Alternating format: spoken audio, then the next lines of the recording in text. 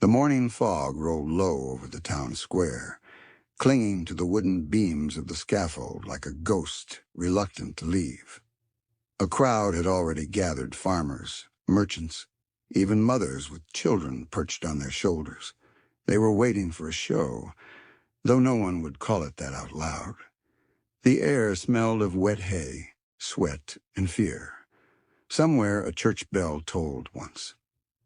The condemned man stood barefoot, hands bound, eyes half closed, as if he had already stepped halfway into the next world. The executioner adjusted his hood, tested the edge of his axe, and nodded to the priest. A murmur spread through the crowd. It was time. And this orchestrated ritual of death, was not chaos. It was order. In the Middle Ages, execution wasn't just about killing. It was theater, justice, religion, and politics, all fused into one terrifying spectacle. Every execution had a purpose. It was not enough to remove a criminal from society. He had to teach society something on his way out.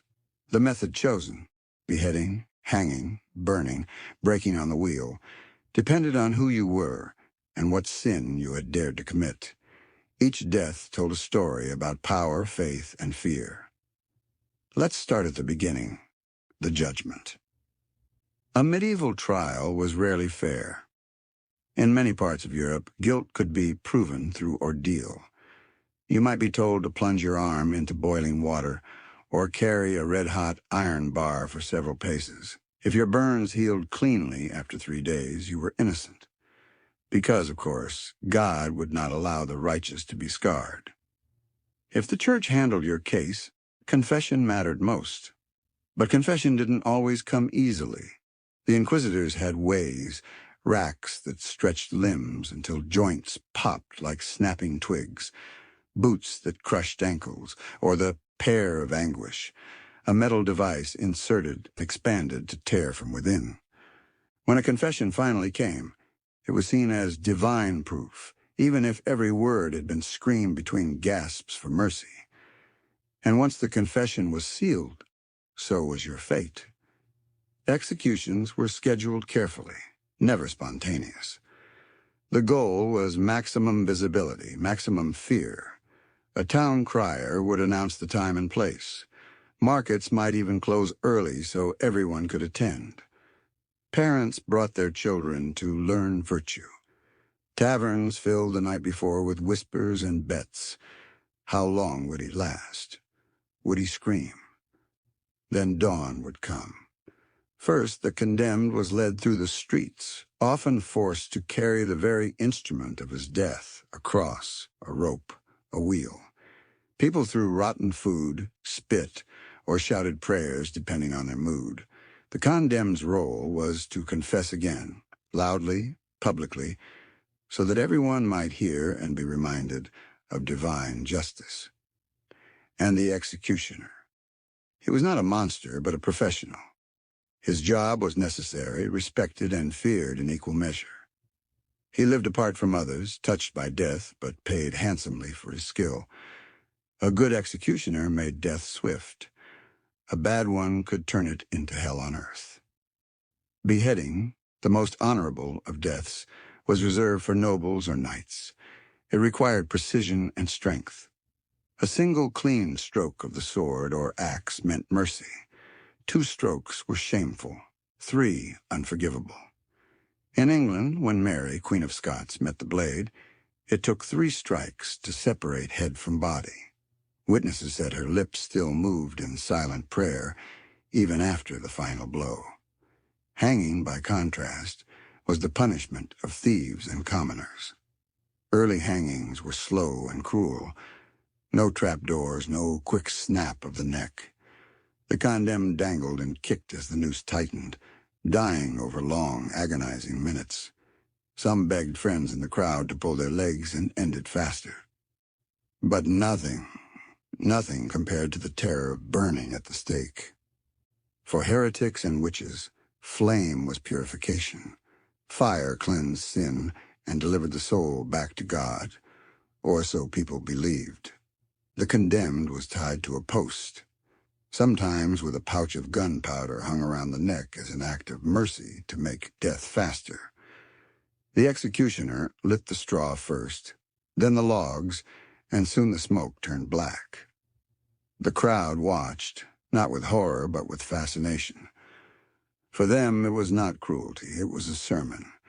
Every crackling ember was a reminder of hell. And then there was the wheel, the most feared of all, reserved for traitors, murderers, and those who had broken the peace. It involved the systematic destruction of the body. The condemned was tied to a wooden cartwheel. The executioner would strike each limb with an iron bar, breaking bones one by one before weaving them through the spokes like ribbons. The broken body was left displayed as a warning to all who passed. Some victims lived for hours, even days. Each method had its own ritual, its own twisted symbolism. Fire for purity, rope for shame, blade for honor, wheel for destruction. And in every case, the people watched. Because medieval justice depended not just on punishment, but on witnesses. Fear worked best when it was seen. A king could not rule every village, but terror could. So when the executioner raised his axe that morning, when the priest murmured his final blessing, and when the crowd fell silent in that damp fog, everyone knew their role. The condemned would die, the crowd would learn, and the kingdom would remember. But what happened after the execution?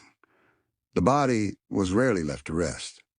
Heads were displayed on city gates, corpses hung in iron cages, ashes scattered as warnings. Some said the souls of the executed haunted the fields where they died. Others swore that justice had been done. In truth, medieval execution was never just about one death.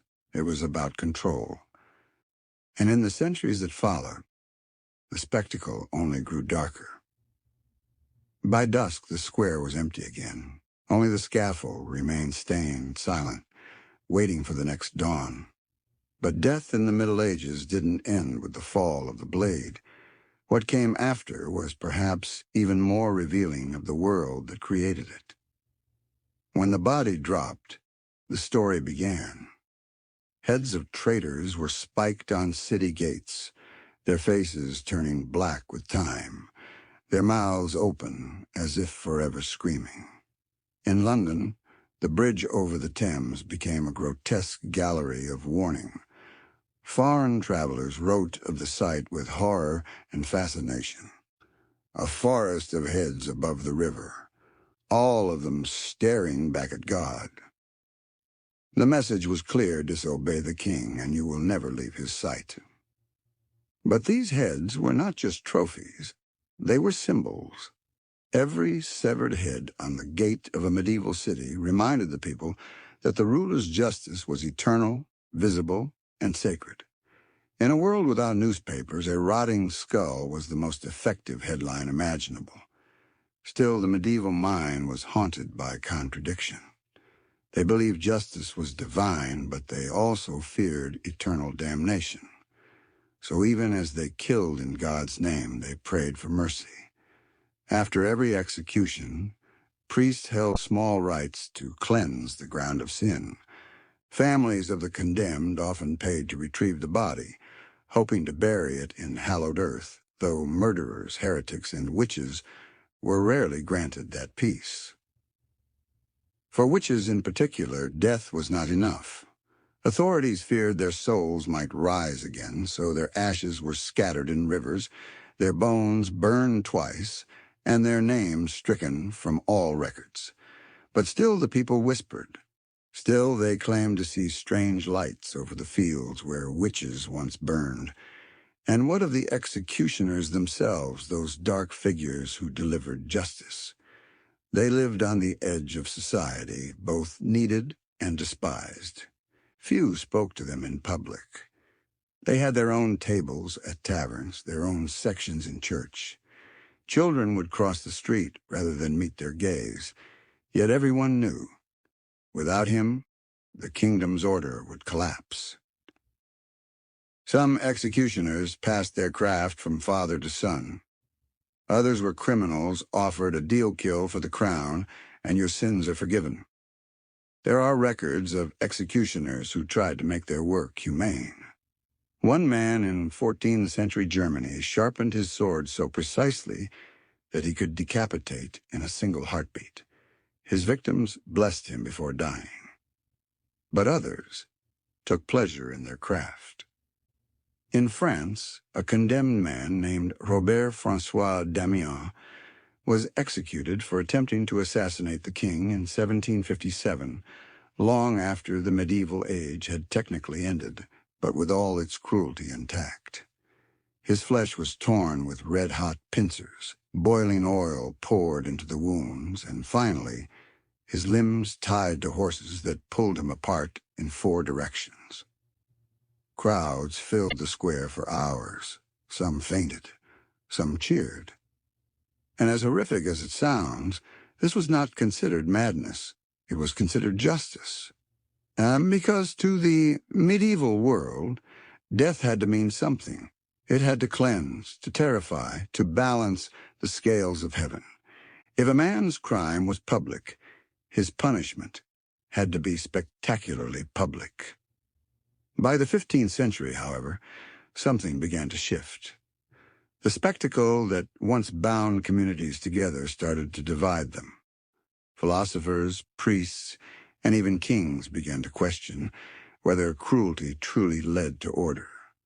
The church, once the loudest supporter of execution, grew uneasy with its blood-soaked image. And yet, the memory of those days refused to die. The scaffold, the wheel, the stake, these images burned themselves into Europe's collective imagination.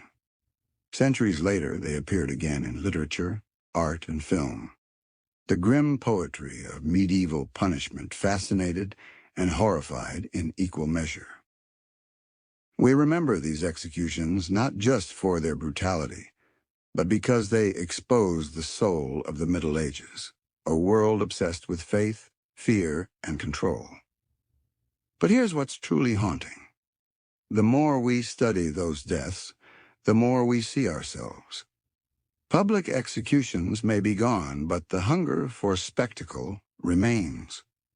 We still gather now before screens instead of scaffolds to witness downfall, scandal, and shame. The stage has changed. The need to see justice performed has not. Perhaps, deep down, the medieval crowd never really left us. As night fell over the empty square, the executioner washed his hands in a wooden basin. The priest whispered a prayer for the dead. The villagers locked their doors and told their children to behave, or the king's man will come for you. The moon rose high, silvering the blood-stained wood. A cold wind stirred the banners above the courthouse. Somewhere in the dark, a stray dog barked at nothing. The wheel creaked once as if remembering. In the end, medieval executions were not just about death. They were about control, about turning fear into obedience, sin into order, and violence into divine theater. Every rope, every flame, every blade carried a message. This is what happens when you defy the world as it is. And perhaps that's why, even now, we can't look away. If you found this glimpse into the darker side of medieval life fascinating, make sure to like, share, and subscribe to Medieval Root, where history's most haunting truths come alive again. Because the past never truly dies. It just waits to be told.